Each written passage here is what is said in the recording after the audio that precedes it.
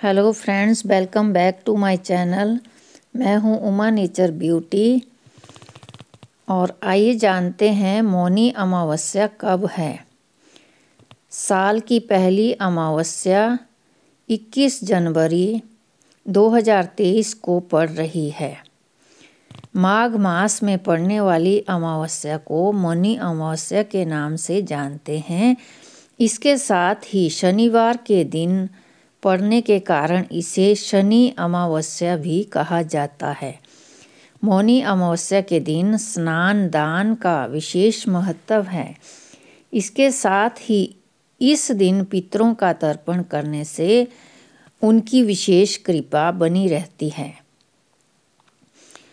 अभी जानते हैं इसका शुभ मुहूर्त कब है। 21 जनवरी शनिवार को सुबह 6:17 पर अमावस्या शुरू होगी और 22 जनवरी रविवार को सुबह 2:22 तक खत्म होगी। साल की इस अमावस्या में शुभ योग बन रहा है। ऐसे में इस दिन स्नान के अलावा दान करने से भी महापुण्य की प्राप्ति होती है। इस दिन सर्वार्थ सिद्धि योग और हर्ष योग बन रहा है। आइए जानते हैं मौनी अमावस्या की पौराणिक कथा। प्राचीन काल में कांचीपुरी में देव स्वामी नाम का एक ब्राह्मण रहता था। उसकी पत्नी का नाम धनवती था। उनके 7 पुत्र और एक पुत्री थी। पुत्री का नाम गुणवती था। ब्राह्मण ने 7 पुत्रों का विवाह करने के बाद बेटी के लिए वर तलाश करने के लिए अपने सबसे बड़े पुत्र को भेजा। उसने एक ज्योतिषी को कन्या की कुंडली दिखाई। उसने बताया कि विवाह होते ही कन्या विधवा हो जाएगी। ज्योतिष की बात सुन ब्राह्मण बहुत दुखी हुआ और उसने इसका उपाय पूछा। उपाय पूछे जाने पर ब्राह्मण ने बताया कि सिंघल द्वीप पर एक सोमा नामक धोबिन रहती है। यदि कन्या की शादी से पहले वह घर आकर पूजन करे तो यह दोष दूर हो जाएगा। ब्राह्मण ने गुणवती को अपने सबसे छोटे पुत्र के साथ सिंघल द्वीप भेजा। दोनों सागर किनारे पहुंचकर उसे पार करने की कोशिश करने लगे।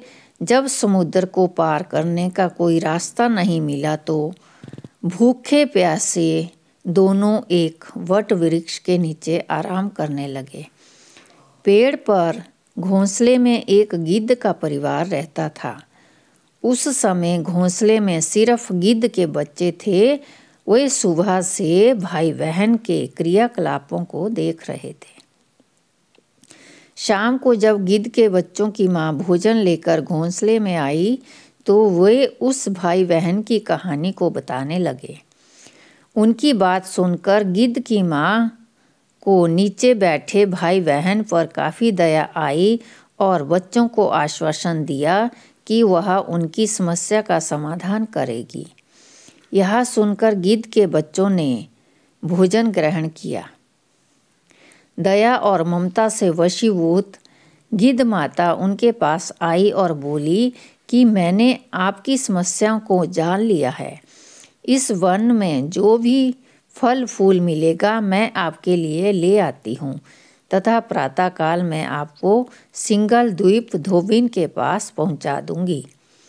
अगले दिन सुबह होते ही गिद्ध माता ने दोनों भाई बहन को समुद्र पार कराकर सिंघल द्वीप सोमा के पास पहुंचा दिया।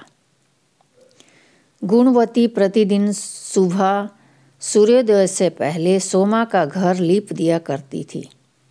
एक दिन सोमा ने अपनी बहुओं से पूछा कि प्रतिदिन सुबह हमारा घर कौन लीपता है।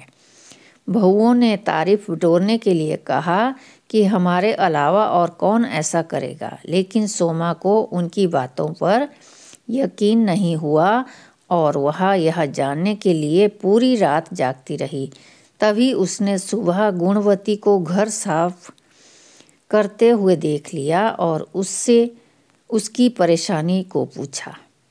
गुणवती ने अपनी परेशानी बताई, जिसे सुन सोमा चिंतित हो गई और उसके घर जाकर पूजा पाठ करने के लिए तैयार हो गई। सोमा ने ब्राह्मण के घर आकर पूजा किया, लेकिन इसके बावजूद गुणवती का विवाह होते ही उसके पति की मृत्यु हो गई। तब सोमा ने अपने सभी पुण्य गुणवती को दान कर दिए, जिससे उसका पति जीवित हो गया। लेकिन पुण्यों की कमी से सोमा के पति और बेटे की मृत्यु हो गई।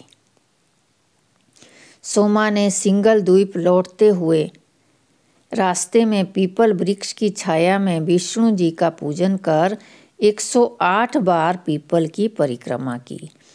इसके पुण्य प्रताप से परिवार के सभी सदस्य जीवित हो उठे।